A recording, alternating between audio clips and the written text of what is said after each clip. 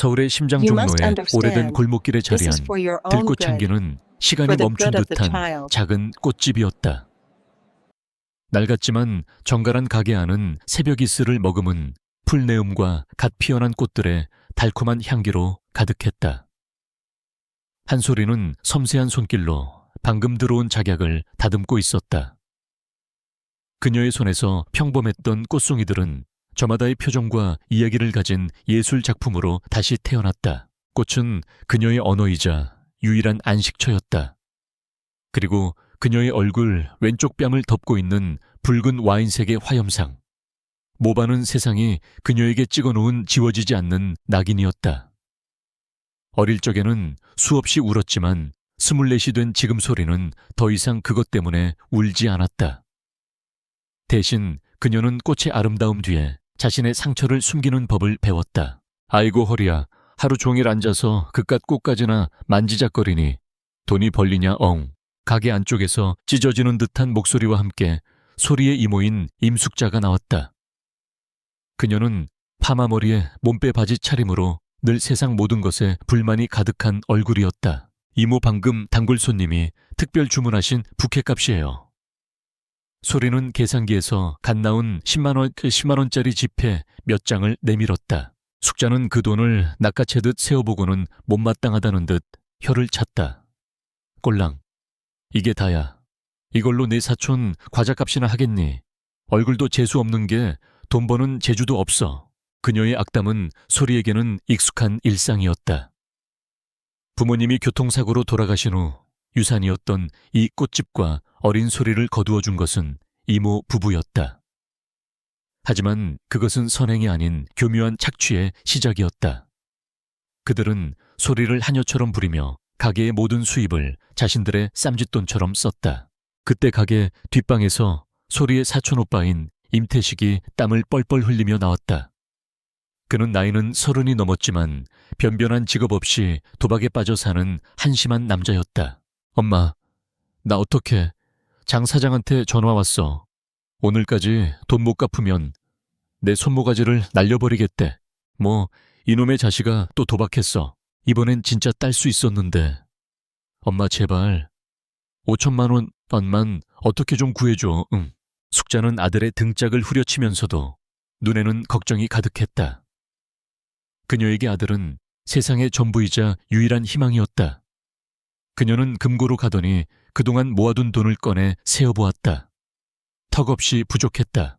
숙자의 탐욕스러운 눈이 묵묵히 꽃을 다듬고 있는 소리에게 향했다. 그녀의 머릿속에서 악마 같은 계획이 피어올랐다. 태식아. 그녀가 아들을 뒷방으로 끌고 들어가며 속삭였다.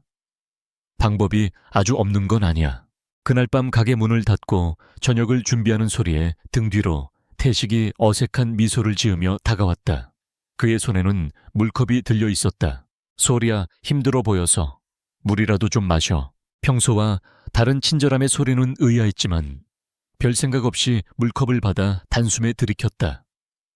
그녀는 태식의 손이 미세하게 떨리고 있었다는 것을 눈치채지 못했다. 물을 마신 지 얼마 지나지 않아 소리의 머리가 핑 돌기 시작했다. 시야가 흐려지고 다리에 힘이 풀렸다. 피곤해서 그런가. 그녀는 식탁에 엎드렸다. 그녀의 의식이 희미해지는 와중에 이모와 태식의 속삭임이 귓가에 맴돌았다. 약기운 도는 것 같지? 장 사장 거의 다 왔대. 엄마, 진짜 괜찮을까? 소리가 가만히 있지 않을 텐데. 시끄러 정신 못 차리게 만들면 그만이야. 하룻밤만 그 영감 상대해주면 네 빚도 청산하고 우리도 목돈이 생기는 거야. 저 흉한 얼굴 받아주는 것만 해도 감지덕이지. 장 사장, 하루스밤. 그 단어들이 비수처럼 하나의 뇌리에 박혔다. 순간 정신이 번쩍 들었다. 그들이 자신을 팔아넘기려는 것이다. 짐승의 소굴로 공포가 약 기운을 압도했다. 하나는 비틀거리며 자리에서 일어났다. 야오, 얘 왜 이래? 소리야, 어디가? 그녀는 뒤에서 자신을 붙잡으려는 두 사람을 뿌리치고 가게 뒷문으로 미친 듯이 뛰쳐나갔다. 비가 내리고 있었다. 차가운 빗줄기가 그녀의 불타는 얼굴을 때렸다. 약 기운 때문에 세상이 빙글빙글 돌았다. 익숙했던 익선동의 골목길이 거대한 미로처럼 느껴졌다. 도망쳐야 해. 여기서 멀리. 그녀는 비틀거리며 넘어지고 구르면서도 달렸다. 얼마나 달렸을까? 좁은 골목길의 끝 저 멀리 화려하고 거대한 불빛이 보였다. 신라 호텔이었다.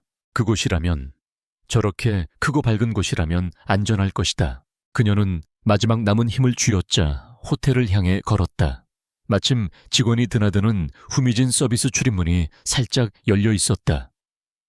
그녀는 쥐도 새도 모르게 안으로 스며들었다. 그리고 눈에 보이는 서비스 엘리베이터에 몸을 실었다. 어지러운 머리로 그녀는 가장 위에 있는 버튼을 눌렀다.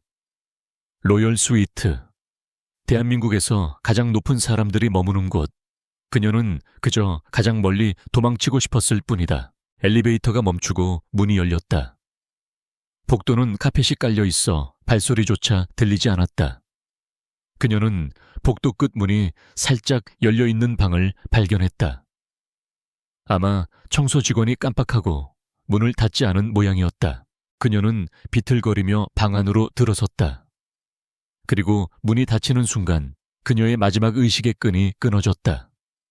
그녀는 푹신한 카펫 위로 쓰러져 깊은 잠에 빠져들었다. 그녀는 자신이 누구의 방으로 들어왔는지, 그 방의 주인이 어떤 운명을 짊어진 남자인지, 그리고 이 하룻밤이 자신의 인생을, 그리고 그의 인생을 송두리째 바꿔놓을 것이라는 사실을 까맣게 모른 채 어둠 속 거대한 통유리창 앞에 한 남자의 실루엣이 서 있었다.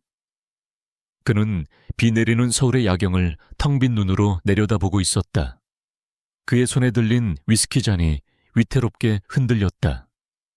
그는 방금 자신의 방에 침입한 작은 불청객을 알아채지 못한 채 자신의 깊은 절망 속에 잠겨 있었다. 차진호는 서울의 밤을 증오했다. 신라 호텔 로열 스위트의 거대한 통유리창 너머 보석처럼 흩뿌려진 도시의 불빛은 그의 텅 빈 내면을 더욱 시리게 만들 뿐이었다. 손에 들린 글램피딕 30년사는 향기를 잃은 지 오래였다. 그에게 술은 더 이상 맛이나 향으로 즐기는 기호품이 아니었다.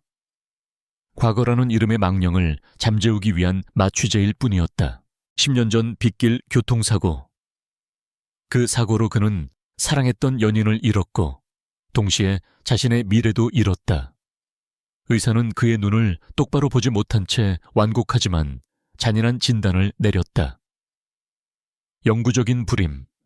SJ그룹의 유일한 후계자인 그에게 그것은 사형 선고나 다름없었다.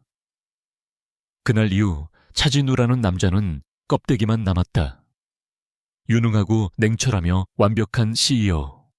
하지만 그 안은 누구도 들여다볼 수 없는 깊고 차가운 상처로 가득 찬 폐허였다. 그는 술잔을 내려놓았다. 오늘따라 술이 더 썼다. 바로 그때 등 뒤에서 쿵 하는 작은 소리가 들렸다. 반사적으로 그의 몸이 굳었다. 경호원들은 모두 돌려보낸 상태였다. 이 공간에 자신 외에 다른 사람이 있을 리 없었다. 그는 천천히 몸을 돌렸다. 바닥에 한 여자가 쓰러져 있었다. 그의 첫 반응은 즉각적인 경계심이었다. 경쟁사에서 보낸 스파인가 아니면 돈을 노린 파파라치. 그의 눈이 얼음장처럼 차가워졌다. 그는 인터폰을 들어 보안팀을 호출하려 했다. 하지만 그의 손가락이 버튼 위에서 멈췄다.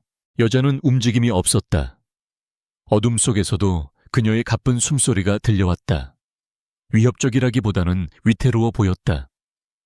그는 소리 없이 여자에게 다가갔다. 가까이 다가갈수록 희미한 향기가 코끝을 스쳤다. 인공적인 향수 냄새가 아니었다. 비에 젖은 흙냄새와 이름 모를 들꽃 향기가 섞인 듯한 맑고 싱그러운 향기. 그는 휴대폰 불빛으로 여자의 얼굴을 비추었다. 낡고 허름한 옷차림. 그리고 왼쪽 뺨을 뒤덮은 붉은 반점. 화염상 모반이었다. 완벽함만을 추구하는 그의 세계에서는 본 적 없는 선명한 불완전함의 표식이었다. 이상하게도 그는 그 붉은 반점에서 눈을 뗄 수 없었다. 그것은 추하지 않았다. 오히려 그녀의 창백한 얼굴 위에서 처절한 생명력을 상징하는 듯했다. 그는 여자의 얼굴을 더 자세히 들여다보았다. 땀과 비에 젖은 머리카락 지독한 피로와 고통이 서린 앳된 얼굴. 하지만 굳게 담은 입술에서는 강인한 의지가 느껴졌다. 그녀는 그가 아는 세상의 여자들과는 완전히 달랐다. 화려하지도 교태를 부리지도 않았다. 그저 폭풍에 꺾인 한 송이 들꽃처럼 위태롭지만 꿋꿋하게 자신의 자리를 지키고 있었다. 진우는 자신도 모르게 인터폰에서 손을 뗐다. 그는 이 여자를 쫓아낼 수가 없었다. 그녀의 모습에서 그는 상처 입고 길을 잃은 자기 자신의 모습을 보았다. 그는 조심스럽게 여자를 안아들었다. 놀랄 만큼 가벼웠다. 그는 여자를 침대 위에 눕히고 부드러운 이불을 덮어주었다. 그리고 자신은 소파에 앉아 잠든 여자를 오랫동안 바라보았다. 얼마나 지났을까? 약기운과 열기에 시달리던 소리가 희미하게 신음하며 눈을 떴다. 그녀의 시야는 흐릿했다. 여기가 어딘지, 자신이 왜 이곳에 있는지 알 수 없었다. 그녀의 눈에 어둠 속에서 자신을 내려다보는 한 남자의 실루엣이 들어왔다. 누구세요? 괜찮소? 진우가 낮은 목소리로 물었다. 소리는 그의 목소리에서 위협을 느끼지 못했다. 오히려 아주 깊은 슬픔을 느꼈다. 그녀는 약 기운에 취해 꿈과 현실을 구분하지 못하고 있었다. 아파요. 머리가 너무 아파. 그녀가 어린아이처럼 칭얼거렸다. 진우는 의무실에서 가져온 해열제를 물과 함께 그녀에게 건넸다. 그녀는 그가 주는 약을 의심 없이 받아 마셨다. 약을 먹고 다시 잠이 들려는 그녀의 귓가에 진우가 혼잣말처럼 속삭였다. 나는 아이를 가질 수 없어. 할 수 없어. 그것은 그가 평생 누구에게도 꺼내지 않았던 자신의 가장 깊은 상처이자 비밀이었다. 왜 이 낯선 여자에게 이런 말을 하고 있는 건지 그 자신도 알 수 없었다. 아마도 그녀 역시 자신처럼 상처 입은 영혼이라는 것을 무의식적으로 느꼈기 때문일지도 모른다. 혹은 어차피 스쳐 지나갈 하룻밤의 꿈이라고 생각했기 때문일지도. 그의 고백을 들었는지 잠결의 소리가 그의 손을 꼭 잡았다. 작고 따뜻한 손이었다. 그 온기가 지난 10년간 얼어붙어 있던 그의 심장을 아주 조금씩 녹이기 시작했다. 그날 밤 두 사람은 아무 일도 없었다. 그저 상처 입은 두 영혼이 서로의 존재를 통해 아주 잠시 위로를 받았을 뿐이었다. 다음 날 아침 눈부신 햇살이 통유리창을 뚫고 들어와 소리의 눈꺼풀을 간지렸다. 그녀는 무거운 몸을 일으켰다. 그리고 자신의 눈앞에 펼쳐진 광경에 숨을 멈췄다. 자신이 누워있는 곳은 옥탑방의 낡은 침대가 아니었다. 구름처럼 푹신한 킹사이즈 침대. 사방은 온통 고급스러운 대리석과 예술 작품으로 채워져 있었다. 그리고 옆자리에는 낯선 남자가 곤히 잠들어 있었다. 어젯밤의 기억이 파도처럼 밀려왔다. 이모의 음모 필사적인 탈출, 그리고 이 남자, 공포와 수치심이 그녀의 온몸을 덮쳤다. 내가 무슨 짓을 한 거지? 그녀는 비명을 지를 뻔했지만 가까스로 참아냈다.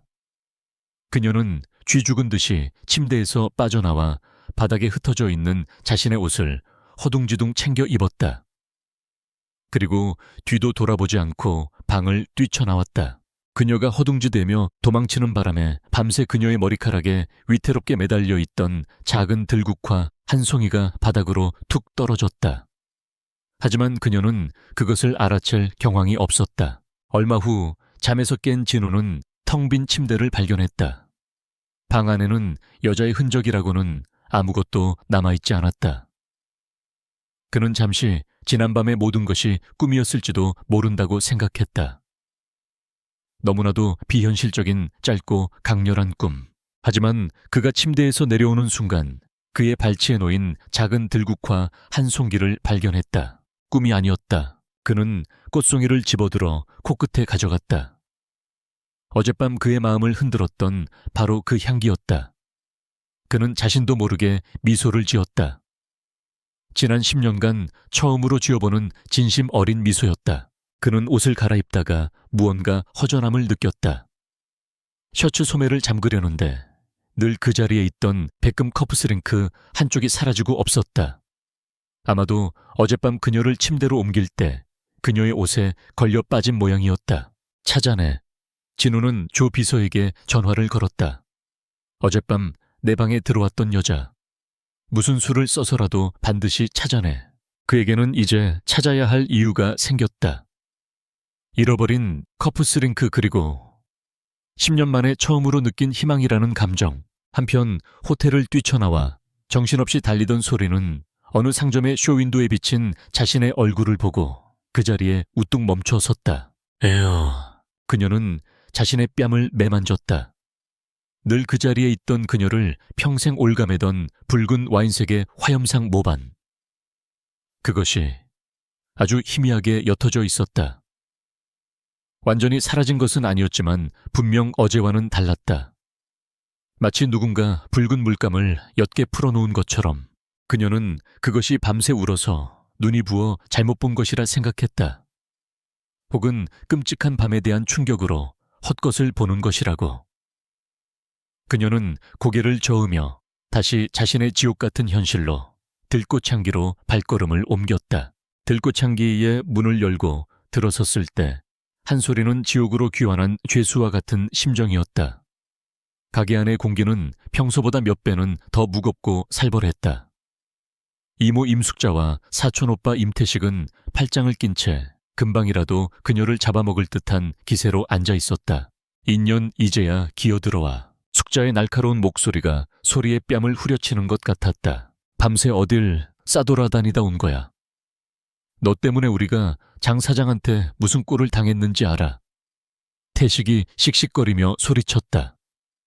그의 뺨 한쪽이 시퍼렇게 멍들어 있었다. 약속을 어긴 대가로 호되게 당한 모양이었다. 소리는 아무 말도 할 수 없었다.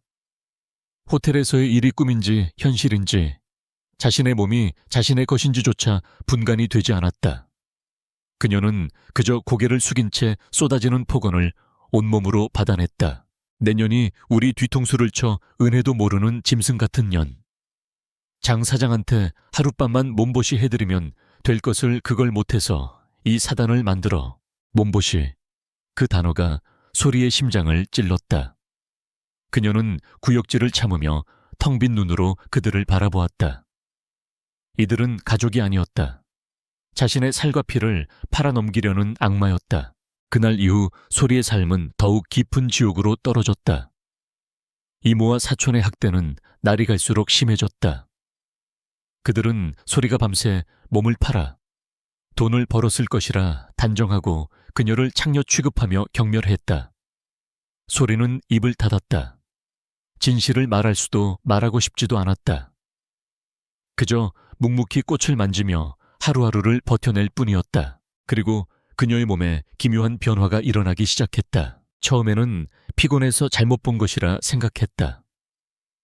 하지만 거울을 볼 때마다 그녀는 자신의 얼굴에서 일어나는 변화를 부정할 수 없었다. 그녀의 왼쪽 뺨을 뒤덮고 있던 낙인과도 같았던 붉은 화염상 모반. 그 짙고 선명했던 붉은 빛이 아주 조금씩 옅어지고 있었다. 마치 수채화 물감이 물에 번지듯 반점의 경계가 흐려지고 그 안으로 희미하게 남아 그녀의 원래 살갗색이 비쳐 보이기 시작했다. 소리는 공포에 휩싸였다. 이것은 기적이 아니었다. 그날 밤 그 낯선 남자와의 하룻밤이 남긴 저주 같은 흔적이었다. 그녀는 필사적으로 그 변화를 숨기려 했다. 머리카락으로 뺨을 가리고 외출할 때는 늘 마스크를 썼다. 이 변화는 그녀에게 수치스러운 비밀이었고 끔찍했던 그 밤을 상기시키는 낙인이었다. 하지만 그녀의 비밀은 오래가지 못했다. 며칠 후 아침, 숙자는 그날따라 유난히 기분이 좋지 않았다. 태식이 또 도박으로 돈을 날렸기 때문이었다. 그녀는 애꿎은 소리에게 화풀이를 하기 시작했다. 이 재수없는 년. 내년에 그 흉한 낯장만 보면 재수가 없어서 되는 일이 없어. 숙자는 소리의 머리채를 거칠게 잡아챘다. 그 바람에 소리의 얼굴을 가리고 있던 머리카락이 흘러내렸고 마스크가 벗겨졌다. 그리고 그녀의 왼쪽 뺨이 아침 햇살 아래 고스란히 드러났다. 숙자는 말을 잇지 못했다. 그녀의 눈이 경악으로 물들었다. 네오, 너 얼굴이 왜 이래? 소리의 뺨에 있던 붉은 반점은 이제 거의 알아볼 수 없을 정도로 옅어져 있었다. 희미한 분홍빛 흔적만이 남아있을 뿐 그 자리에 아기 속살처럼 뽀얗고 매끄러운 피부가 드러나 있었다. 흉측했던 반점이 사라지자 가려져 있던 소리에 진짜 이목구비가 비로소 빛을 발하기 시작했다. 크고 맑은 눈, 오똑한 콧날, 앵두 같은 입술. 그녀는 눈부시게 아름다운 미인이었다. 이게 어떻게 된 거야? 숙자는 귀신이라도 본 듯 소리를 밀쳐냈다. 그 순간 숙자의 머릿속에서 탐욕의 주파날이 미친 듯이 튕겨지기 시작했다. 장 사장 같은 늙은 영감에게 보내기에는 이제 소리는 너무나도 아까운 상품이 되어 있었다. 이 정도 미모라면 훨씬 더 비싼 값에 팔 수 있었다. 그녀의 뇌리에 한 사람이 떠올랐다. 태식이 돈을 빌린 악독한 사채업자 백 사장. 그에게는 아나무인의 폭력적이기로 소문난 망나니 아들이 하나 있었다. 백 사장은 그 아들에게 어여쁜 며느리를 안겨주는 것이 소원이었다. 숙자의 입가에 탐욕스러운 미소가 번졌다. 태식아 이리 와봐라. 우리에게 복덩이가 굴러 들어왔다. 그날 이후 소리를 향한 학대의 종류가 바뀌었다. 이전의 학대가 경멸과 무시였다면 이제는 감시와 통제였다. 숙자와 태식은 소리를 더 이상 추한 짐덩어리가 아닌 값비싼 도자기나 가축처럼 다루기 시작했다. 그들은 소리가 외출하는 것을 금지했다. 그녀가 가게 밖으로 한 발짝이라도 나서려 하면 태식이 귀신같이 나타나 그녀의 앞을 막아섰다. 어딜 가려고 내 얼굴에 상처라도 나면 큰일 나. 넌 이제 우리 집안의 기둥이야. 그들의 위선적인 말들이 소리를 더욱 역겹게 만들었다. 밤마다 소리는 뒷방에서 들려오는 그들의 역겨운 작당 모의를 들어야 했다. 백 사장 아들 말이야.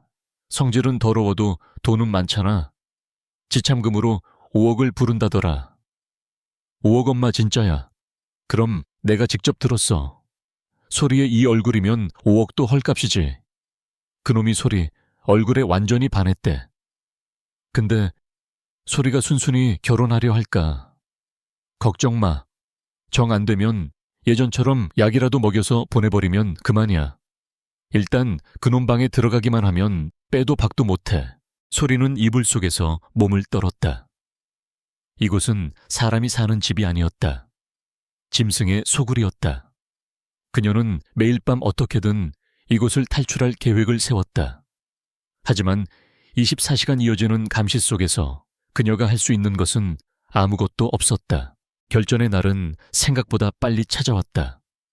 며칠 후 숙자가 아침부터 요란을 떨며 소리에게 난생 처음 보는 화려한 원피스를 던져주었다. 오늘 백 사장네 식구들이 너를 보러 오기로 했다. 얌전히 하고 있어. 괜히 딴 생각 품었다가는 내 다리 몽둥이를 부러뜨려 버릴 테니. 소리는 원피스를 든 채 텅 빈 눈으로 허공을 바라보았다. 그녀의 머릿속은 하얗게 비어 있었다. 이제 정말 끝이구나. 그녀는 거울 앞에 섰다. 거울 속에는 낯선 여자가 서 있었다. 붉은 반점이 사라진 아름답지만 영혼 없는 얼굴. 그녀는 이 얼굴이 끔찍하게 싫었다. 이 저주받은 아름다움이 그녀를 더 깊은 지옥으로 밀어넣고 있었다. 그녀는 결심했다. 이대로 끌려가 짐승의 아내가 되느니 차라리 죽는 것이 나았다. 그녀는 꽃을 다듬는 데 쓰던 날카로운 가위를 몰래 옷소매 속에 숨겼다. 만약 그들이 자신을 억지로 끌고 가려 한다면 그녀는 자신의 얼굴을 자신을 상품으로 만든 이 아름다움을 스스로 파괴해버릴 작정이었다. 그녀는 거울 속의 낯선 자신을 보며 나직이 속삭였다. 미안해, 이렇게밖에 할 수 없어서. 그녀의 눈에서 마지막 눈물이 흘러내렸다. 차진우의 세계는 다시 얼어붙었다. 하지만 그 견고했던 얼음벽에 아주 미세한 균열이 생겼다.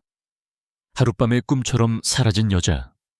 그녀가 남기고 간 것은 작은 들국화 한 송이와 그의 가슴에 피어난 이름 모를 감정뿐이었다. 그는 SJ그룹의 총수였다. 감정 따위에 휘둘릴 만큼 한가한 사람이 아니었다. 하지만 그는 지난 며칠간 일에 집중할 수가 없었다. 거대한 모니터에 떠있는 수백억짜리 계약서보다 책상 위 작은 유리 케이스 안에 보관된 시든 들국화 한 송이가 그의 신경을 더 사로잡았다. 저지하스나, 그가 인터폰으로 물었다. 수화기 너머로 조 비서의 긴장한 목소리가 들려왔다. 죄송합니다, 회장님. 아직입니다. 무능하군. 진우는 신경질적으로 전화를 끊었다. 대한민국 최고의 정보팀을 동원해서 고작 여자 한 명을 못 찾는단 말인가. 물론 단서는 턱없이 부족했다. 호텔의 CCTV 영상은 화질이 좋지 않아 얼굴을 명확히 식별할 수 없었다. 그녀가 입고 있던 낡은 옷은 시장 어디에서나 살 수 있는 것이었고, 그가 잃어버린 커프스링크는 그녀가 팔아버리지 않는 이상 흔적을 찾을 길이 없었다. 유일한 단서는 그녀에게서 났던 그 향기, 그리고 그녀의 뺨에 있던 붉은 반점. 진우는 눈을 감고 그 밤을 떠올렸다. 약에 취해 몽롱한 와중에도 자신을 내려다보던 여자의 맑은 눈빛, 그리고 그의 상처를 어루만지던 그의 손을 꼭 잡아주던 작고 따뜻한 손. 그는 10년 만에 처음으로 누군가에게 자신의 가장 깊은 상처를 드러냈다. 그리고 위로받았다. 그에게는 확인이 필요했다. 그 밤이 단순한 하룻밤의 실수가 아니라 어쩌면 자신에게 주어진 마지막 기회일지도 모른다는 그 신락 같은 희망을 확인해야만 했다. 회장님, 조 비서가 노크와 함께 집무실로 들어왔다. 대양그룹의 오수연 전무님께서 찾아오셨습니다. 진우의 미간이 찌푸려졌다.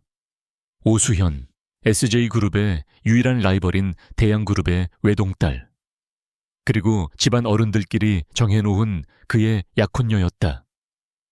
그는 단 한 번도 그녀를 여자로 느낀 적이 없었지만 그녀는 늘 그를 자신의 소유물처럼 대했다. 들여보내. 오수현은 한 마리의 흑조처럼 우아하고 도도한 모습으로 안으로 들어왔다. 그녀는 머리부터 발끝까지 최고급 명품으로 치장하고 있었고 얼굴에는 빈틈없는 미소가 걸려 있었다. 요즘 나를 피하는 것 같네, 진우 씨. 그녀는 자연스럽게 그의 책상 맞은편 의자에 앉으며 말했다. 전화도 안 받고 메시지도 안 보고 혹시 내가 뭐 서운하게 한 거라도 있어? 봐봤을 뿐이야. 그래. 수현의 눈이 책상 위에 작은 유리 케이스에 멎었다. 웬 꽃이야. 당신 취향은 아니었던 것 같은데.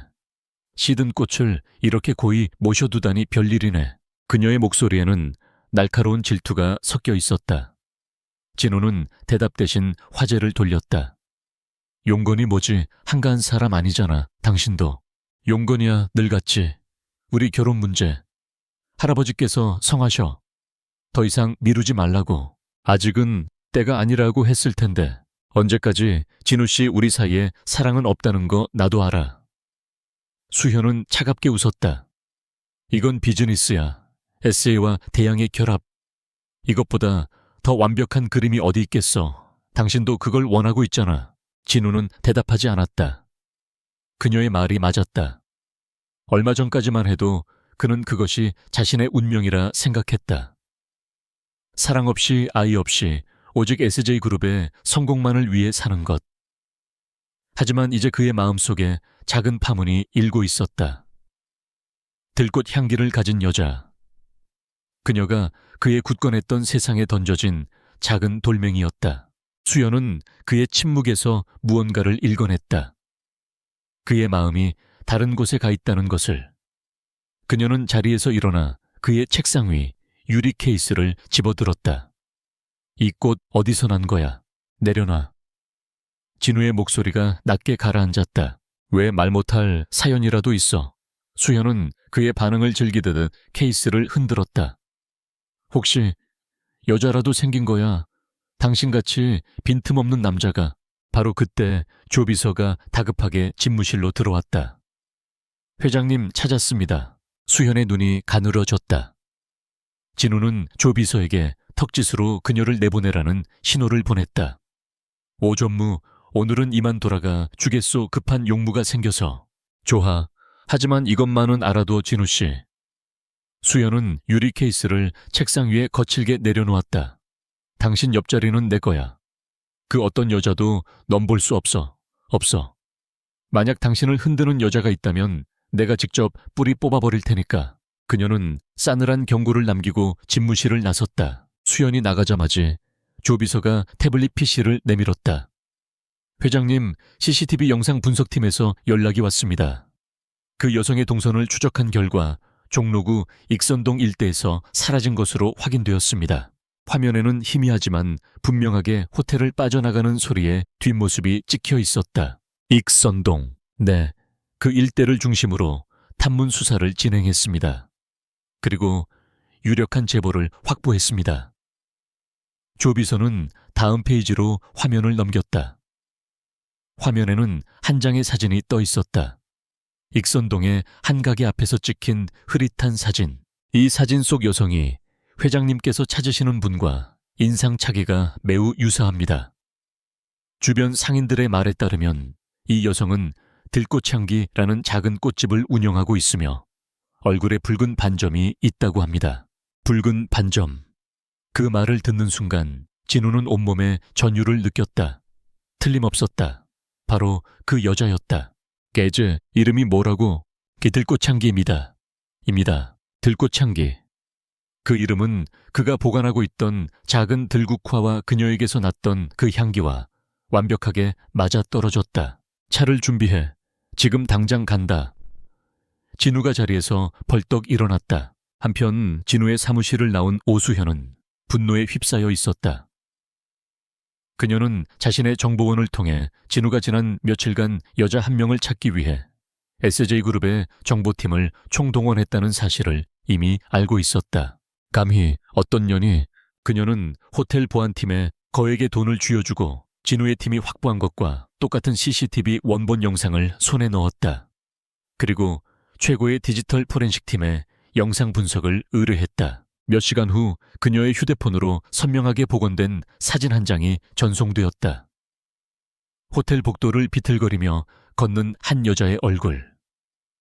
왼쪽 뺨을 뒤덮은 붉은 반점이 선명하게 보였다. 한 소리, 수연은 그 얼굴을 알아보았다. 몇 년 전 한 자선 파티에서 스쳐 지나갔던 초라한 행색의 꽃집 아가씨. 그녀는 소리의 신상 정보를 파악하는데 오랜 시간이 걸리지 않았다. 익선동 들꽃향기. 수현의 입에 잔인한 미소가 걸렸다. 그녀는 누군가에게 전화를 걸었다. 나야. 처리할 사람이 생겼어. 아주 깨끗하게. 두 개의 거대한 힘이 이제 하나의 목표물을 향해 움직이기 시작했다. 한쪽은 희망을 찾기 위해, 다른 한쪽은 그 희망을 짓밟기 위해. 그 시각 들꽃향기에서는 또 다른 폭풍이 몰아치고 있었다. 임숙자와 임태식은 백 사장과 그의 망나니 아들을 맞을 준비에 분주했다.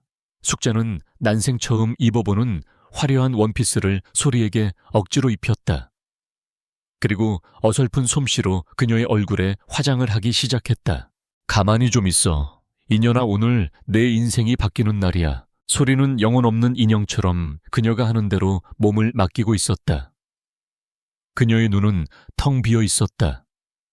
소매 속에 숨겨둔 차가운 가위 위의 감촉만이 그녀가 아직 살아있음을 느끼게 해줄 뿐이었다. 다 됐다. 숙자는 자신의 작품에 만족스러운 듯 소리의 얼굴을 이리저리 돌려보았다. 쯧쯧쯧 반점만 없었으면 재벌가 며느리도 됐을 텐데 아깝긴 하네. 바로 그때 가게 문이 열리며 백 사장과 그의 아들이 들이닥쳤다. 백 사장은 탐욕스러운 눈으로 소리를 훑어보았고 그의 아들은 바보처럼 해벌쭉 웃으며 침을 흘렸다. 야, 물건 좋네. 백 사장이 만족스럽게 말했다. 오늘 당장 식 올립시다. 계약금은 여기 있어. 그가 돈다발이 든 가방을 테이블 위에 던졌다. 숙자와 태식의 얼굴에 탐욕스러운 미소가 번졌다. 안 가요. 소리가 나지막이 하지만 단호하게 말했다. 뭐, 전 이 사람과 결혼하지 않겠어요. 인연이 미쳤나. 숙자가 소리의 뺨을 후려쳤다. 네가 지금 누굴 앞에 두고 거절을 해. 한 번만 더 말해봐라. 백 사장의 아들이 소리에게 달려들었다. 내년은 이제 내 마누라야. 그가 소리의 팔을 잡아채려는 순간 소리는 품속에 숨겨두었던 가위를 꺼내들어 자신의 목에 겨누었다. 더 이상 다가오지 마세요. 다가오면 죽어버릴 거예요. 그녀의 눈빛은 결연했다. 이 지옥 같은 삶을 끝낼 준비가 되어 있었다. 모두가 그녀의 돌발 행동에 놀라 그 자리에 굳어버렸다. 바로 그 순간 가게의 풍경 소리가 다시 한번 요란하게 울렸다. 가게 문 앞에 차진우가 서 있었다. 꽃집 안의 공기는 칼날처럼 팽팽했다. 한소리의 목에 겨눠진 차가운 가위날은 그녀의 마지막 저항이자 유일한 무기였다. 백 사장과 그의 아들은 당황했지만 그들의 눈에는 여전히 탐욕이 번들거렸다. 임숙자와 임태식은 안절부절 못하며 소리를 말리려 했다. 5억 원짜리 상품이 눈앞에서 망가질 판이었다. 이 인연이 정말 죽으려고. 소리야 진정해. 가위 내려놔. 모두가 엉겨붙어 그녀를 제압하려는 그 혼돈의 순간이었다. 가게 문 앞에 선 차진우는 이 모든 광경을 얼음 같은 눈으로 지켜보고 있었다. 그는 상황을 파악하는데 오랜 시간이 걸리지 않았다. 겁에 질렸지만 필사적으로 자신을 지키려는 여자, 그리고 그녀를 둘러싼 탐욕에 눈먼 하이에나 같은 인간들, 여기까지 그의 낮은 목소리가 가게 안의 모든 소음을 잠재웠다. 그의 목소리에는 사람을 압도하는 힘이 있었다. 모두의 시선이 문께 서 있는 낯선 남자에게 쏠렸다. 완벽한 수트차림, 압도적인 피지컬, 그리고 서늘한 카리스마. 그는 이 누추한 꽃집과는 어울리지 않는 다른 세계의 존재 같았다. 내위신데 남의 집안일에 끼어드시오. 백 사장이 거들먹거리며 물었다. 진우는 그를 무시했다. 그의 시선은 오직 가위를 든 채 위태롭게 서 있는 소리에게 고정되어 있었다. 한소리 씨, 그가 그녀의 이름을 불렀다. 그 가위 내려놓으시죠. 소리는 그가 자신의 이름을 아는 것에 놀랐다. 그녀는 혼란스러운 눈으로 그를 바라보았다. 신라 호텔의 남자. 그날 밤의 악몽 같은 기억이 떠올랐다. 그가 왜 여기에? 내가 해결하겠습니다.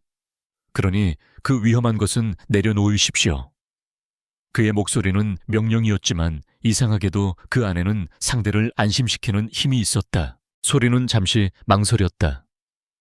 하지만 그녀는 그의 눈에서 자신을 해치려는 의도가 없음을 읽었다. 그녀는 천천히 떨리는 손으로 가위를 바닥에 내려놓았다. 가위가 바닥에 부딪히는 날카로운 소리와 함께 그녀의 몸을 지탱하던 마지막 긴장이 풀렸다.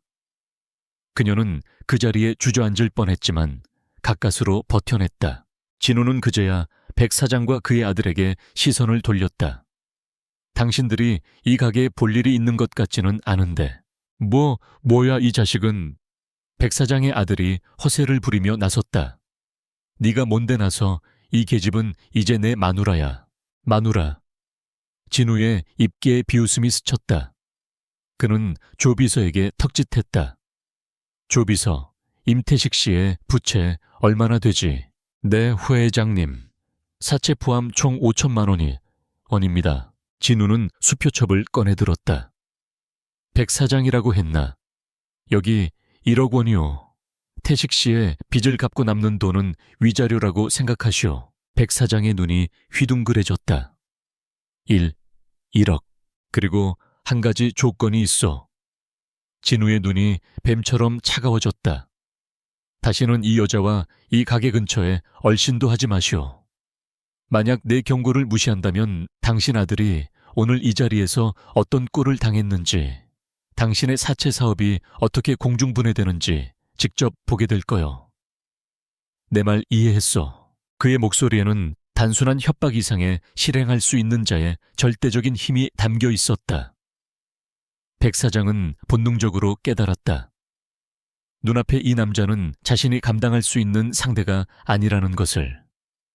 그는 허둥지둥 수표를 챙겨 아들의 손을 끌고 가게를 빠져나갔다. 상황이 정리되자 이제 남은 것은 벙찐 얼굴의 임숙자와 임태식, 그리고 지쳐버린 소리뿐이었다. 진우는 소리에게 다가갔다. 괜찮소. 소리는 대답 대신 그를 노려보았다.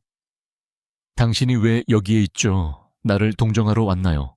아니면 그날 밤에 대한 대가를 치르러? 필요 없어요. 당신의 돈도 동정도. 당장 여기서 나가주세요. 그녀는 그를 보고 싶지 않았다. 그는 그녀의 가장 끔찍한 실수를 상기시키는 존재였다. 진우는 그녀의 적개심 가득한 눈을 말없이 바라보았다. 그는 무언가 말하려 했지만 지금은 때가 아니라고 판단했다. 그는 조용히 몸을 돌렸다. 몸 조심하시오. 조만간 다시 오겠소.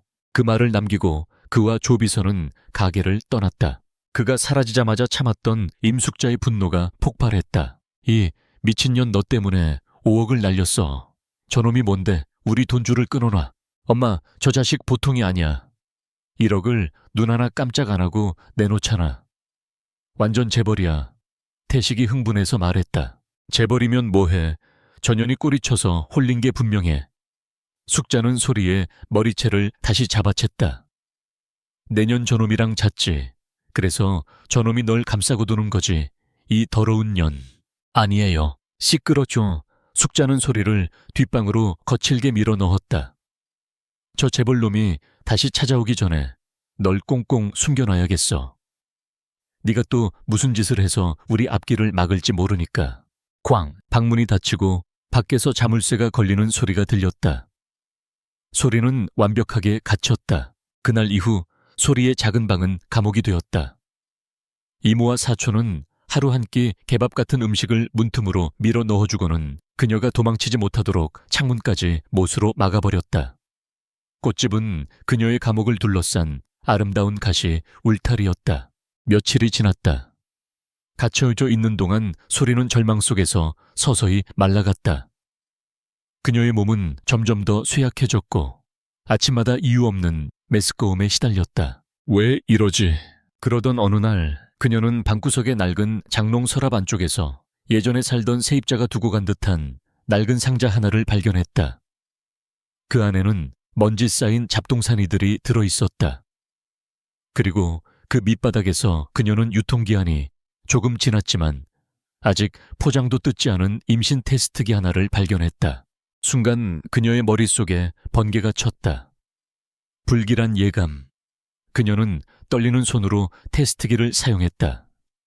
기다리는 몇 분이 몇 년처럼 느껴졌다. 그리고 그녀는 보았다. 테스트기 위에 나타난 선명하고도 잔인한 두 줄의 선을. 소리는 그 자리에 주저앉았다. 임신.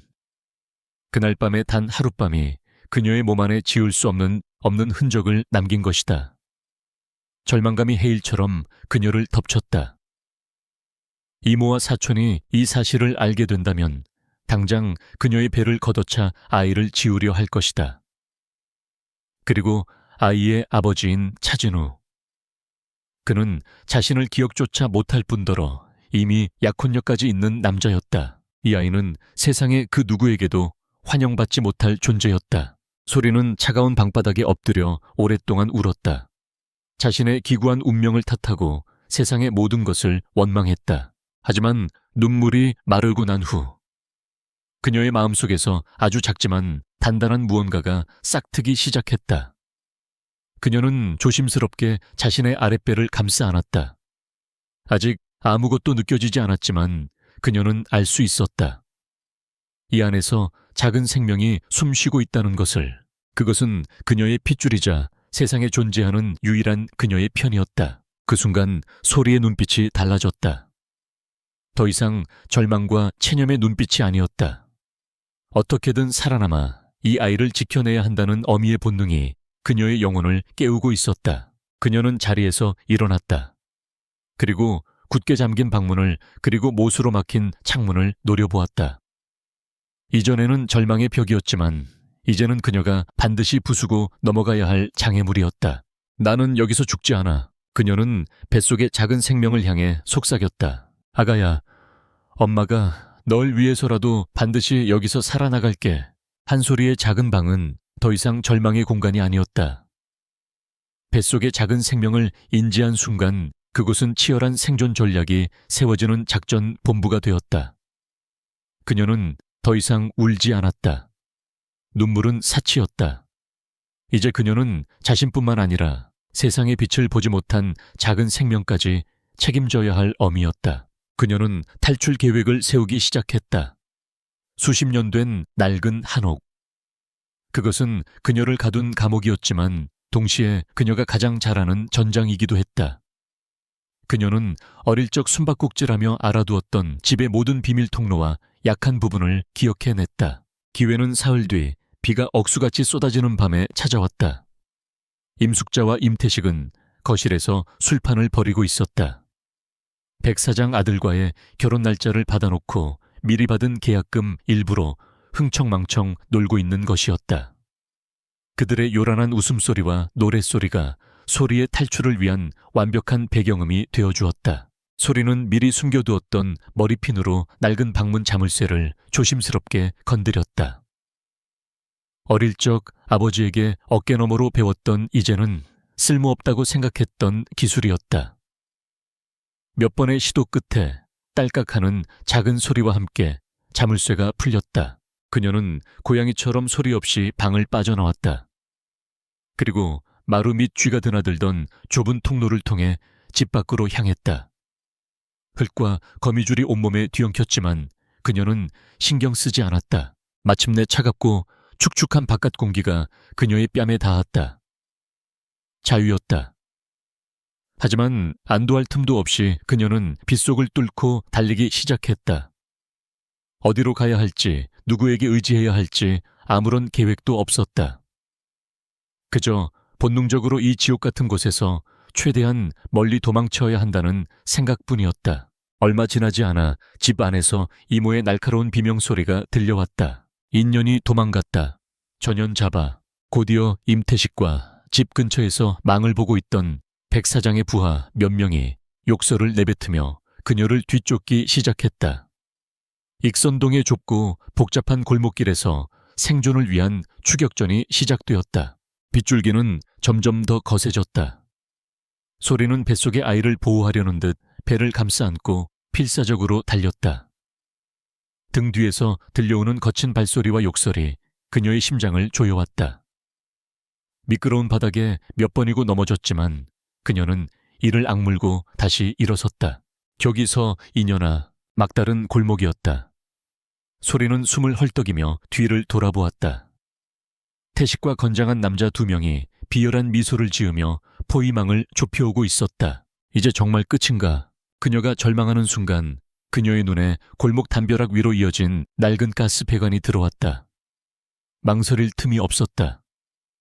그녀는 마지막 힘을 쥐어짜 배관을 붙잡고 위태롭게 담벼락 위로 기어 올라갔다. 저 미친년이. 그녀는 담벼락 위에서 옆 건물 지붕으로 몸을 날렸다. 그리고 다시 비에 젖어 미끄러운 기왓장을 밟으며 달렸다. 지붕에서 지붕으로 그녀는 마치 한 마리의 겁에 질린 고양이처럼 필사적으로 도망쳤다. 한편 차진우는 자신의 차 안에서 빗물이 흐르는 차창 밖을 무심하게 바라보고 있었다. 내가 지금 여기서 뭘 하고 있는 거지? 그는 스스로에게 물었다. 한 소리.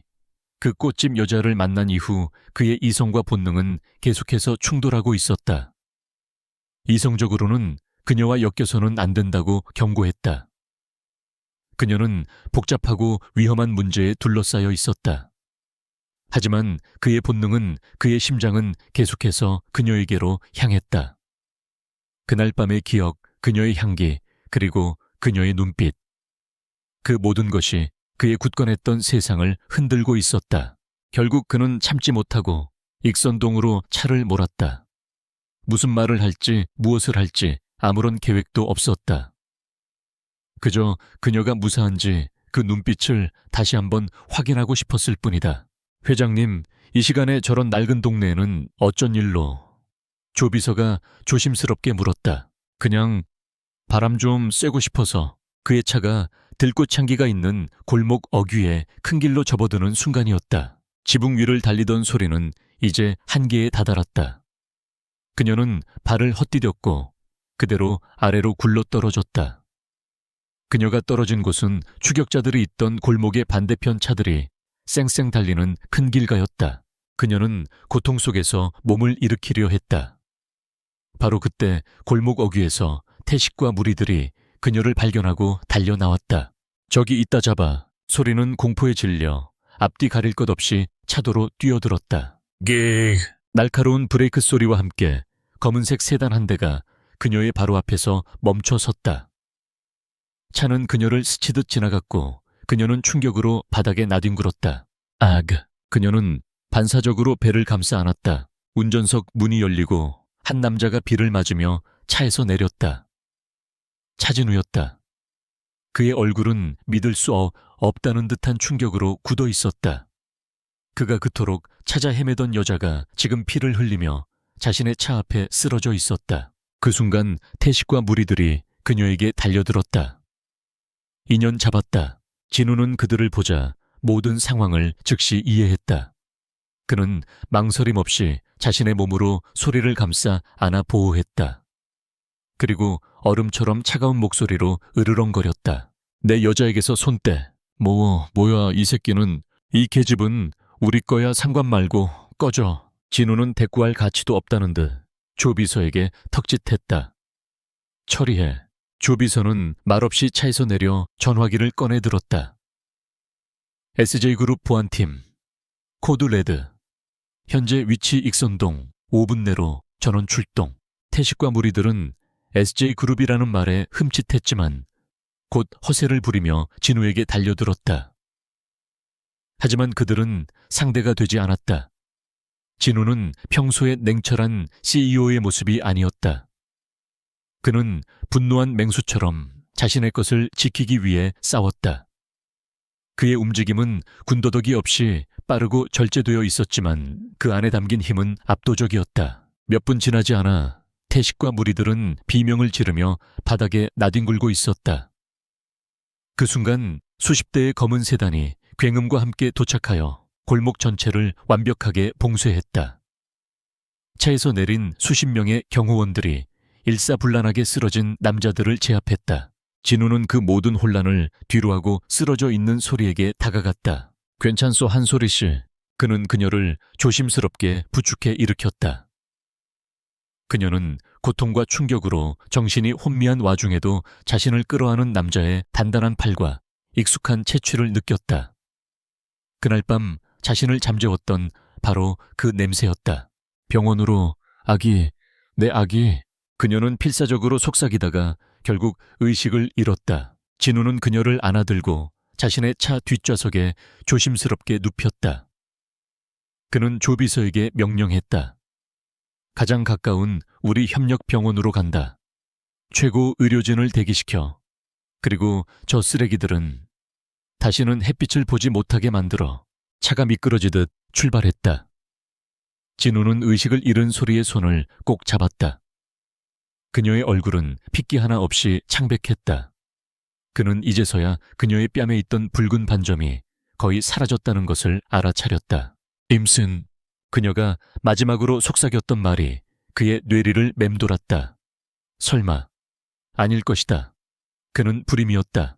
하지만 그의 심장은 이 모든 미스터리의 중심에 자신이 있다는 것을, 그리고 이 여자의 운명과 자신의 운명이 이미 돌이킬 수 없이 얽혀버렸다는 것을 본능적으로 느끼고 있었다. SJ그룹과 연계된 VIP 병원 응급실. 모든 것이 일사불란하게 움직였다. 최고의 의료진이 한솔에게 달려들었고 각종 검사가 진행되었다. 차진호는 응급실 밖 복도에서 꼿꼿이 선 채 기다렸다. 비에 젖은 수트는 몸에 감겨 불편했지만 그는 그것을 느낄 경황도 없었다. 그의 머릿속은 온통 방금 전 그녀가 마지막으로 속삭였던 그 말, 내 아기라는 단어로 가득 차 있었다. 얼마 후 중후한 인상의 의사 한 명이 나왔다. 그는 진우의 집안 주치의이자 이 병원의 병원장인 민 박사였다. 진우야. 민 박사는 걱정스러운 얼굴로 그에게 다가왔다. 환자는 안정을 되찾았다. 다행히 외상은 심하지 않구나. 뇌진탕 증세도 없고 다행입니다. 그런데 민 박사는 말을 잇지 못하고 복잡한 표정으로 진우를 바라보았다. 산모가 임신 8주 차다. 그리고 기적적으로 뱃속의 아이는 무사하다. 임신 8주차. 진우의 머리를 망치로 내려친 듯한 충격이 덮쳤다. 8주 전. 그날은 바로 그가 신라 호텔에서 그 들꽃 향기가 나던 여자를 만났던 밤이었다. 불가능합니다. 진우가 자신도 모르게 중얼거렸다. 저는 아이를 가질 수 없습니다. 민 박사의 눈이 커졌다. 뭐 그게 무슨 소리냐. 네 아버지도 할아버지도 아무 말씀 없으셨는데 10년 전 사고 그때 진단받았습니다. 영구적인 불임이라고. 민 박사는 충격에 휩싸였다.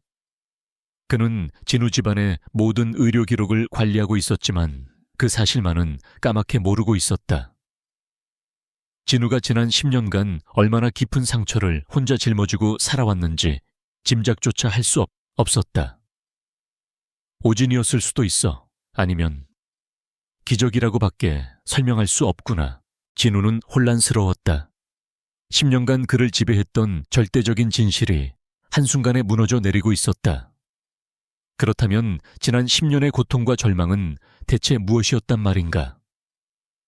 그는 이제 자신의 존재 자체를 어떻게 받아들여야 할지 알 수 없었다. 그의 혼란을 비웃기라도 하듯 주머니 속에 전화기가 요란하게 울렸다. 발신인은 할아버지였다. 차동건 회장. 뉴스는 병원의 입보다 빨랐다.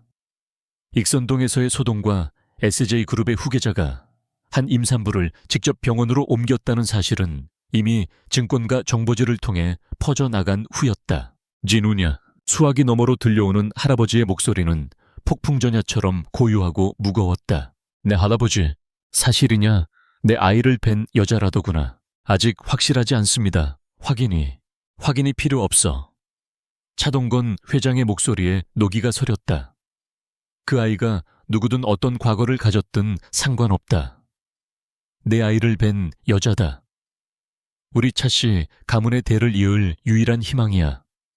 네가 지난 10년간 어떤 고통 속에 살았는지 이 할애비가 모를 줄 알았더냐. 듣거라 진우야. 이건 명령이다. 무슨 수를 써서라도 그 여자와 뱃속의 아이를 지켜내거라. 머리카락 한 올이라도 다치게 하는 자가 있다면 내 손에 죽을 줄 알아. SJ그룹의 모든 것을 동원해서라도 완벽하게 보호해. 알겠느냐? 전화가 끊겼다. 진우는 잠시 동안 멍하니 서 있었다. 할아버지의 명령은 절대적이었다. 그것은 그의 혼란스러운 마음에 거부할 수 없는 책임감이라는 무거운 닻을 내렸다. 그는 이제 더 이상 도망칠 수 없었다. 한 소리는 낯선 천장을 보며 눈을 떴다. 온몸이 솜처럼 무거웠지만 기분 나쁜 통증은 아니었다. 그녀가 누워있는 곳은 딱딱한 옥탑방 바닥이 아닌 구름 위에 떠있는 듯한 푹신한 침대였다.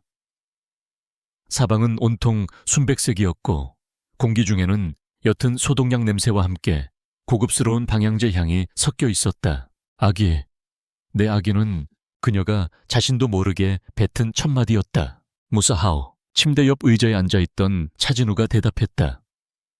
그는 언제부터 그곳에 있었는지 미동도 없이 그녀를 지켜보고 있었다. 소리는 그를 보자 본능적으로 이불을 끌어당겨 자신의 몸을 가렸다. 경계심과 두려움, 그리고 수치심. 여긴 어디죠? 병원이요. 당신과 아이는 이제부터 절대적으로 안전할 거요. 내가 그렇게 만들 거니까. 그의 목소리에는 이전의 차가움 대신 단호하고 무거운 책임감이 실려 있었다. 소리는 혼란스러웠다.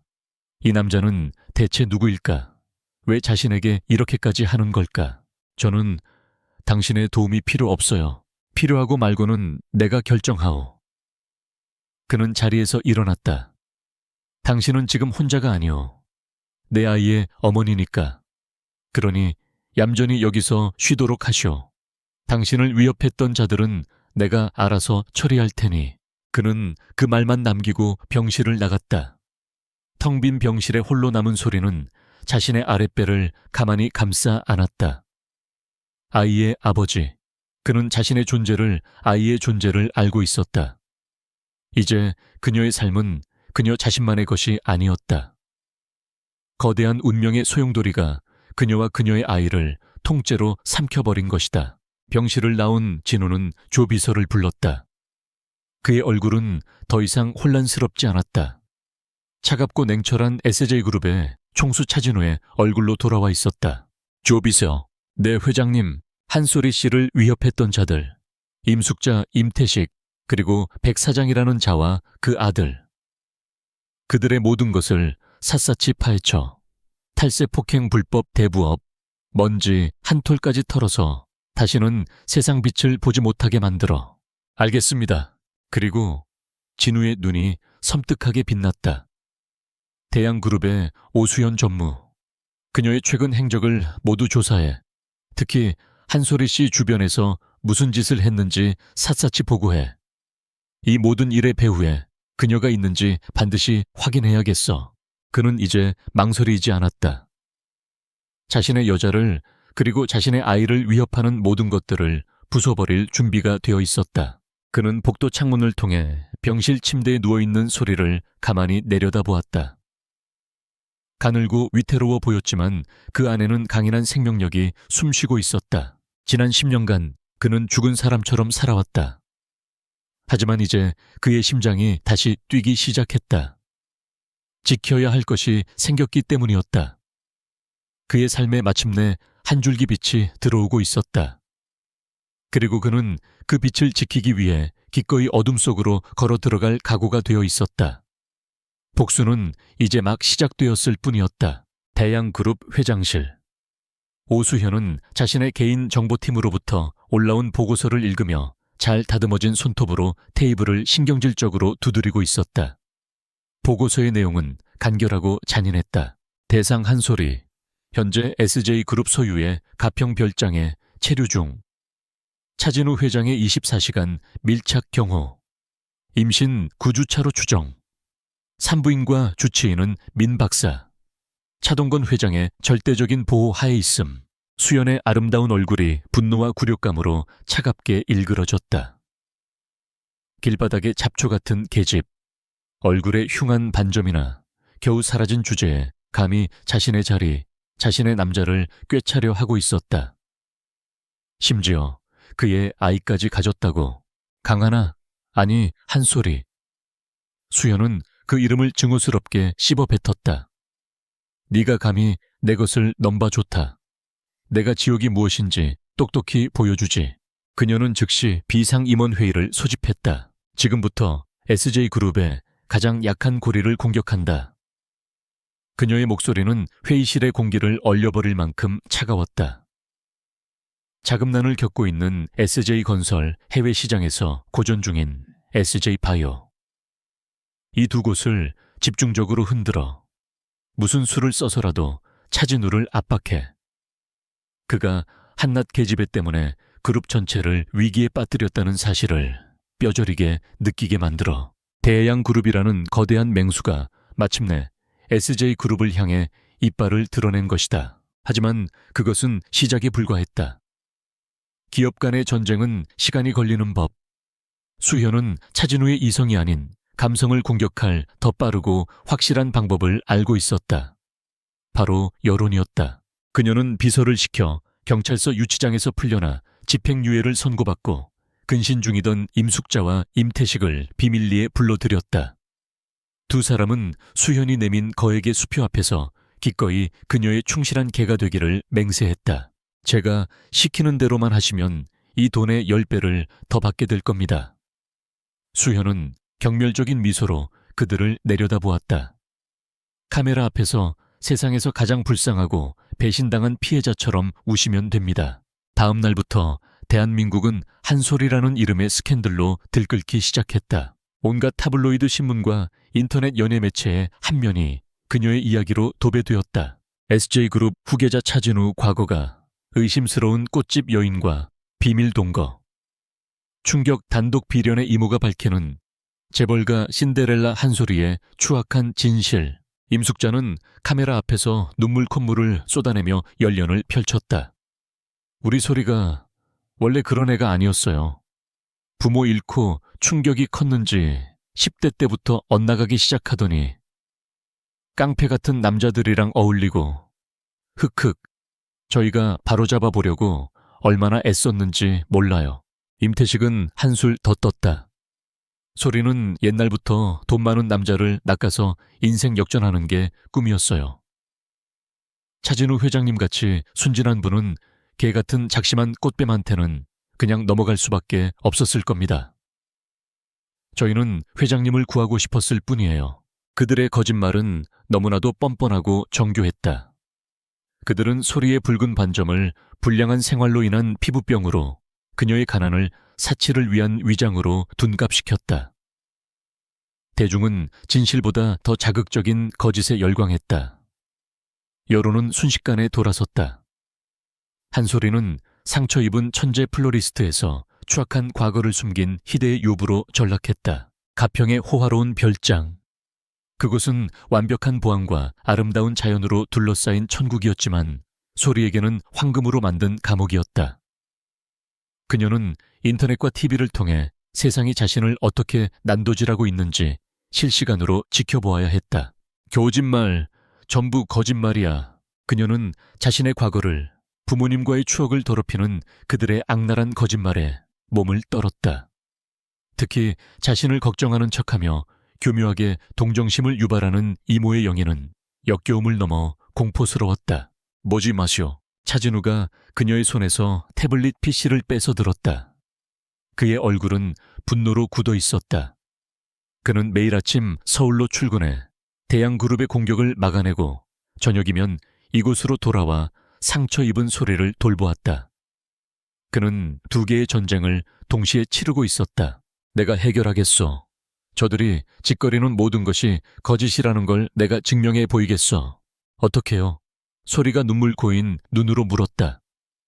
사람들은 진실에 관심 없어요. 그저 더럽고 추한 이야기를 즐길 뿐이죠. 나 때문에 당신과 SJ그룹의 명예가 더럽혀지고 있어요. 상관없어. 그가 단호하게 말했다. 나에게 중요한 건 그룹의 명예가 아니라 당신과 우리 아이의 평판이니까. 그는 법무팀을 총동원해 허위 사실, 유포에 대한 강경 대응을 시작했다. 하지만 쏟아지는 가짜뉴스 앞에서 법의 대응은 너무나도 느렸다. 수연의 계략은 성공하고 있었다. SJ그룹의 주가는 연일 하락했고 이사회에서는 차진우의 리더십에 대한 의문이 제기되기 시작했다. 그러던 어느 날 저녁 소리는 TV 시사 프로그램에서 충격적인 장면을 목격했다. 존경받는 한 시사평론가가 이번 스캔들에 대해 이렇게 논평하고 있었다. 안타깝지만 기업의 이미지가 생명인 대기업 총수에게 이번 스캔들은 치명적입니다. SJ그룹이 이 위기를 벗어날 유일한 방법은 차진우 회장이 논란의 중심에 있는 한소리 씨와의 관계를 깨끗이 정리하고 대중에게 사과하는 것뿐입니다. 그 말을 듣는 순간 소리의 마음속에서 무언가 무너져 내렸다. 나 때문이야. 나 하나 때문에 이 모든 사람들이 고통받고 있어. 그녀는 차진우의 지친 얼굴을 떠올렸다. 자신을 지키기 위해 세상과 싸우고 있는 그의 모습. 그녀는 더 이상 그에게 짐이 되고 싶지 않았다. 자신이 사라지는 것, 그것만이 그를 그리고 SJ그룹을 구할 유일한 방법이었다. 그녀가 그를 사랑하기 시작했다는 것을 바로 그 순간 깨달았다. 그래서 떠나야만 했다. 그날 밤 모두가 잠든 사이 소리는 작은 가방 하나를 쌌다. 그리고 떨리는 손으로 편지를 썼다. 회장님께 과분한 친절과 보살핌 감사했습니다. 그리고 죄송합니다. 저 같은 사람은 회장님의 세상에 어울리지 않는다는 것을 이제야 깨달았습니다. 더 이상 회장님께 짐이 되지 않겠습니다. 부디 저를 찾지 마십시오. 아이는 제가 책임지고 잘 키우겠습니다. 부디 행복하십시오. 그녀는 편지를 테이블 위에 남겨두고 조용히 별장을 빠져나왔다. 경호원들의 눈을 피하기 위해 그녀는 칠흑 같은 어둠 속 숲길을 택했다. 어디로 가야 할지 막막했지만 상관없었다. 그저 그의 세상에서 최대한 멀리 사라져야 했다. 그것이 그녀가 사랑하기 시작한 남자를 위해 할 수 있는 유일한 일이었다. 차진우는 별장의 아침을 증오하게 될 것이라고는 상상도 못했다. 늘 평화롭고 고요했던 그곳의 공기는 그날 아침 지독한 상실감과 분노로 가득 차 있었다.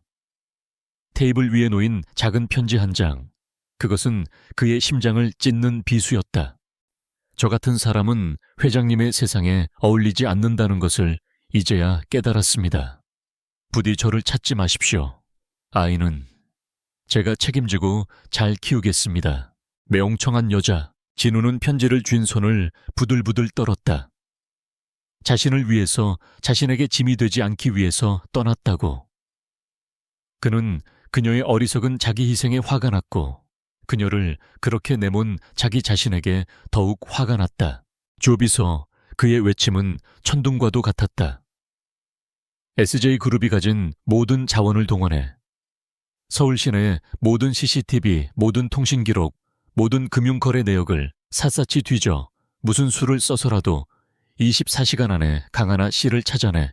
차가운 CEO의 모습은 온데간데 없었다. 그는 자신의 전부를 잃어버릴 위기에 처한 한 마리의 상처 입은 짐승 같았다. 그제야 그는 깨달았다.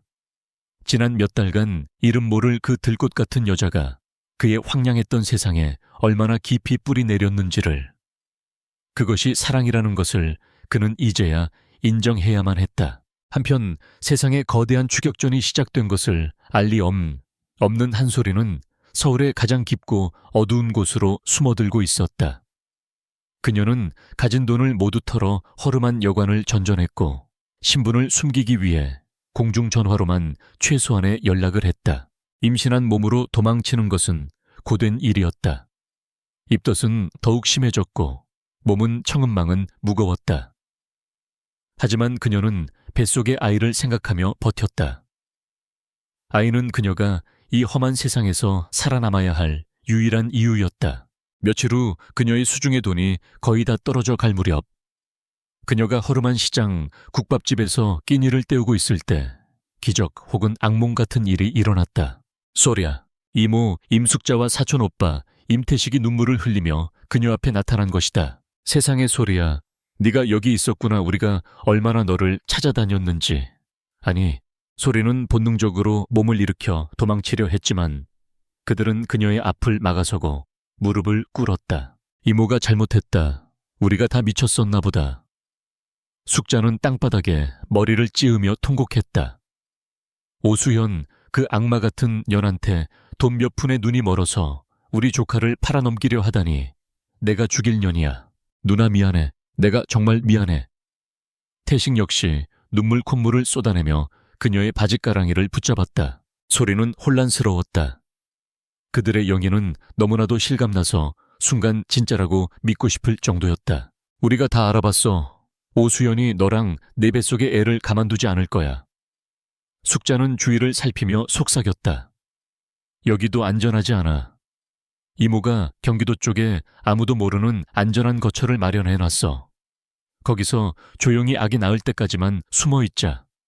응, 이모가 다 지켜줄게. 소리는 갈등했다. 지치고 외롭고 두려웠다. 그녀는 기댈 곳이 필요했다. 아무리 자신을 괴롭혔어도 이들은 세상에 남은 유일한 혈육이었다.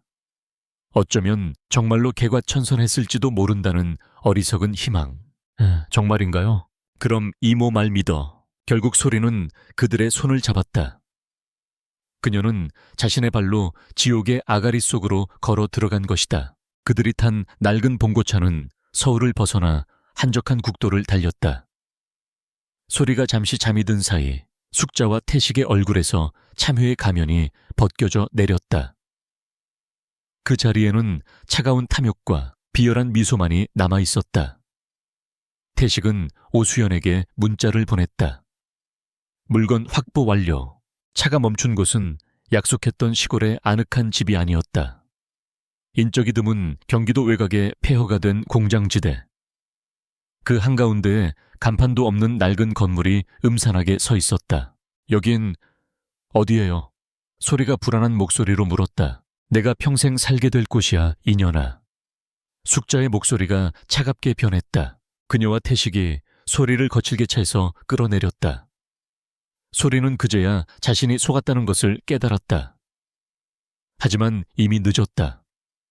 건장한 남자 몇 명이 나타나 그녀의 입을 막고 건물 안으로 끌고 들어갔다. 건물 내부는 불법 시술을 위해 개조된 섬뜩한 수술실이었다. 녹슨 수술대와 정체불명의 의료기기들. 공기 중에는 피냄새와 약품 냄새가 역겹게 뒤섞여 있었다. 무겨 소리는 수술대에 팔다리가 묶였다. 그녀는 필사적으로 발버둥 쳤지만 소용없었다. 이모 왜 이래요? 제발. 시끄러. 이 모든 게 다 너 때문이야. 숙자는 악에 받쳐 소리쳤다. 네가 순순히 재벌가 첩으로 들어갔으면 될 것을 일을 이렇게 크게 만들어서. 에미자, 수술실 문이 열리며 흰 가운을 입었지만 의사라고는 믿기 힘든 눈빛이 흐릿한 남자가 들어왔다.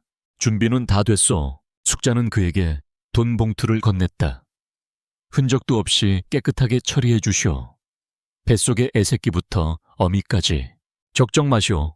의사가 주사기에 정체불명의 노란 액체를 채우기 시작했다. 낙태 유도제였다. 과다 투여 시 산모까지 쇼크사로 몰고 갈 수 있는 치명적인 약물. 소리는 공포에 질려 비명을 질렀다. 안 돼. 내 아기한테 손대지 마. 살려주세요. 그녀의 절규는 차가운 수술실 벽에 부딪혀 공허하게 흩어졌다.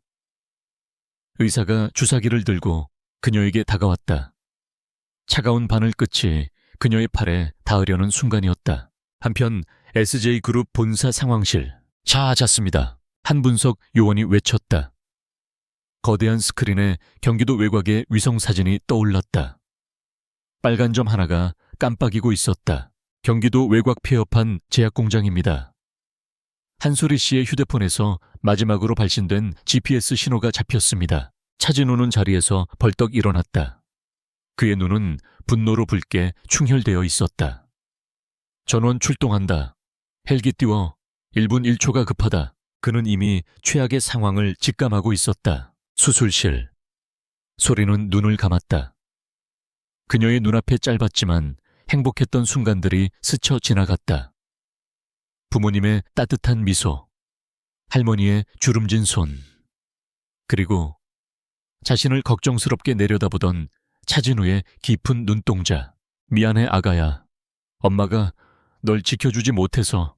차가운 주사 바늘이 마침내 그녀의 살을 파고드는 것이 느껴졌다. 차가운 주사 바늘이 한소리의 혈관을 파고들려는 찰나였다. 꽝! 낡은 수술실 문이 폭발음과 함께 뜯겨져 나갔다. 섬광탄이 터지며 실내를 하얗게 밝혔다. 눈을 가리며 비명을 지르는 임숙자와 임태식, 그리고 겁에 질린 의사의 눈앞으로 검은 전투복을 입은 그림자들이 섬광처럼 쏟아져 들어왔다. SJ그룹의 최정예 보안팀이었다. 그들의 움직임은 한치의 오차도 없는 기계와 같았다. 몇 초 만에 소리를 위협하던 모든 것들이 비명을 지르며 바닥에 제압되었다. 그리고 그 혼돈의 중심을 가르며 한 남자가 안으로 들어섰다. 칠흑 같은 어둠을 등지고 선 그의 실루엣은 마치 지옥의 심판자처럼 보였다. 차진우였다. 그의 눈은 이성을 잃은 맹수처럼 붉게 타오르고 있었다. 그는 수술대에 묶여 공포에 질려있는 소리를 본 순간 세상의 모든 소리를 잃었다. 그의 시선은 오직 그녀의 창백한 얼굴과 그녀의 팔에 꽂힐 뻔했던 주사기에 고정되었다. 회장님, 바닥에 엎드린 의사가 기어가는 목소리로 변명하려 했다.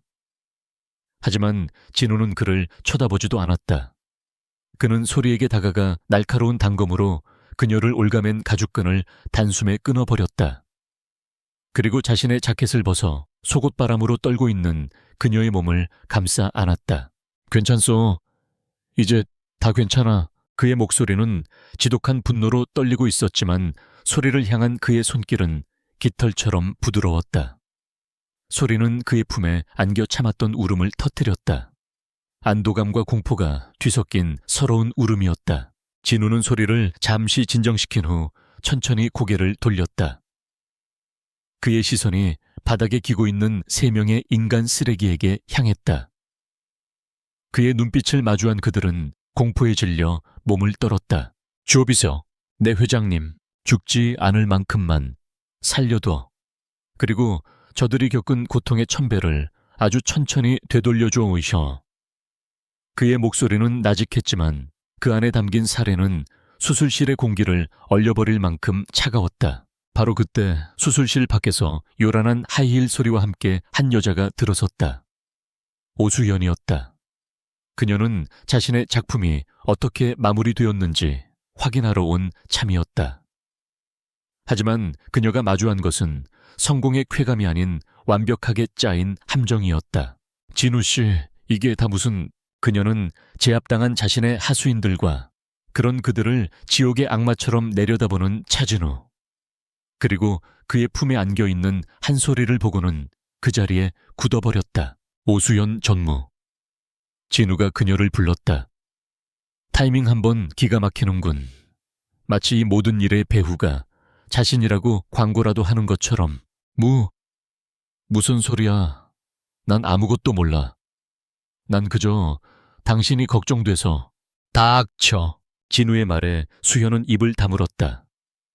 진우는 자신의 휴대폰을 꺼내 녹음 파일 하나를 재생했다. 아이만 처리하는 게 아니야. 산모도 사고사로 깨끗하게 처리해. 수술을 지시하는 수현 자신의 목소리가 수술실 전체에 울려 퍼졌다. 그녀의 얼굴에서 핏기가 사라졌다. 당신이 한 짓은 단순히 한 여자를 해치려 한 것이 아니야. 진우가 그녀에게 다가가며 말했다. 당신은 내 아이를 SJ그룹의 유일한 상속자를 죽이려 했어. 그것이 무슨 의미인지 당신 머리로 충분히 계산이 될 텐데. 당신과 대양그룹은 오늘부로 이 나라에서 사라지게 될 거야. 내가 그렇게 만들 거니까. 그의 선언과 함께 공장 밖으로 수십 대의 경찰차와 방송사 차량들이 몰려드는 소리가 들려왔다. 윤태아 회장이 제공한 증거와 SJ그룹의 법무팀이 준비한 자료들이 이미 검찰과 언론에 넘어간 후였다. 오수현과 그녀의 가문이 저지른 모든 불법과 비리가 이제 만천에 공개될 터였다. 모든 것이 끝났다. 수현은 다리에 힘이 풀려 그 자리에 주저앉았다. 화려했던 악녀의 초라한 최후였다. 다시 병원 VVIP실. 한 소리는 며칠 만에 깊은 잠에서 깨어났다. 그녀는 자신이 살아있다는 사실이 믿기지 않았다. 그녀의 곁에는 며칠 밤을 꼬박 세운 듯 수척해진 얼굴의 차진우가 그녀의 손을 꼭 잡은 채 잠들어 있었다. 그녀는 조심스럽게 그의 얼굴을 매만졌다. 날카로운 콧날, 굳게 닫힌 입술. 늘 차갑고 냉정해 보였던 남자. 하지만 그가 자신을 구하기 위해 지옥의 문을 부수고 들어왔던 순간을 그녀는 잊을 수 없었다. 그녀의 손길에 진우가 눈을 떴다. 깼소. 몸은 괜찮소. 소리는 대답 대신 눈물을 흘렸다. 진우는 말없이 그녀의 눈물을 부드럽게 닦아주었다. 어떤 말도 필요 없었다. 그들은 이미 서로의 상처와 진심을 확인했다. 이제 아무데도 가지 마시오. 진우가 그녀의 손을 더욱 꽉 잡으며 말했다. 그의 목소리는 간절했다. 여기가 당신과 우리 아이의 집이니까. 집. 그 한마디가 소리의 마음속에 있던 모든 불안과 슬픔을 녹여내렸다. 그녀는 평생을 겉돌았다. 가족에게서도 세상에게서도. 하지만 이제 그녀에게 돌아갈 집이 생긴 것이다. 고마워요. 그녀가 속삭였다. 살아줘서, 그리고 살아있게 해줘서. 두 사람은 오랫동안 말없이 서로를 바라보았다. 그들의 눈빛 속에서 지독했던 악몽의 밤이 끝나고 새로운 아침이 밝아오고 있었다. 몇 달 후 서울의 가을 하늘은 눈부시게 맑았다. 들꽃향기는 새로운 주인을 맞아 이전보다 더 아름답고 활기찬 모습으로 사람들을 맞고 있었다. 그리고 그 꽃집 안 가장 햇살이 잘 드는 곳에서 한 소리가 두 아이를 품에 안고 환하게 웃고 있었다. 기적처럼 그녀는 건강한 쌍둥이 아들과 딸을 낳았다. 아이들은 엄마의 맑은 눈과 아빠의 오똑한 콧날을 똑 닮아 있었다. 차진우는 더 이상 상처 입은 야수가 아니었다. 그는 아내와 아이들 앞에서는 한없이 부드러운 남자가 되어 서툰 솜씨로 기저귀를 갈고 있었다. 여보, 이렇게 하는 거 마스코. 반대로 했어요, 바보. 소리가 웃으며 핀잔을 주었다. 차동건 회장은 돋보기 안경 너머로 증손주들의 재롱을 보며 한박 웃음을 짓고 있었다. 그가 평생을 염원하던 완벽한 가족의 모습이었다. 오수연과 그녀의 가문은 몰락했다. 임숙자와 임태식은 죗값을 치르고 있었다. 세상의 모든 어둠이 걷히고 그 자리에는 오직 사랑과 행복만이 남았다. 진우는 아이들을 돌보는 소리의 모습을 깊고 따뜻한 눈으로 바라보았다. 그녀는 더 이상 상처 입은 들꽃이 아니었다. 그의 세상을 가득 채우는 가장 눈부신 향기였다. 그는 다가가 그녀의 이마에 부드럽게 입을 맞췄다. 사랑하오 한 소리, 나도요 자진우. 그들의 사랑은 그렇게 지독한 시련 속에서 피어났다. 그래서 더욱 단단하고 향기로웠다. 앞으로 어떤 시련이 닥쳐와도 그들은 함께 이겨낼 것이다. 서로의 손을 잡고 서로의 상처를 보듬으며 영원히